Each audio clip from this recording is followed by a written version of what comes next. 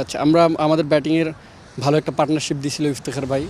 So ওইখানে আমরা একটু ভালো, আর এখানে একজন লোকাল প্লেয়ার, উনি খুব ভালো পার্টনারশিপ দিয়েছিল। আর বোলিংয়ে আমরা পাওয়ার প্লেতে আর্লি উইকেট নিচ্ছি, এইটাই আমাদের ম্যাচে টার্নিং পয়েন্ট ছিল। তো ইঞ্জুরি তো আর বলে গিয়ে আসে না, আল্লাহ যখন ইঞ্জুরি হয় সেটা ভালোভাবেই মেনে নিতে হয়, কারণ এজ এ প্লেয়ার হিসেবে ইঞ্জুরি আসবেই। সো এটা নিয়ে ওয়ারিড হওয়ার কিছু নাই, কিন্তু আমরা যেটা করতে পারি, ভালো মেনটেন করলে ইঞ্জুরিটা খুব কম আসার চান্স থাকে, এটাই চেষ্টা করি। জি আলহামদুলিল্লাহ, খুব ভালো লাগতেছে। টিমের এনভায়রনমেন্টটা খুবই সুন্দর, বিশেষ করে আমাদের ওনার ফ্রেন্ডলি খুবই, একবারে ক্রিকেট বুঝে আর কি।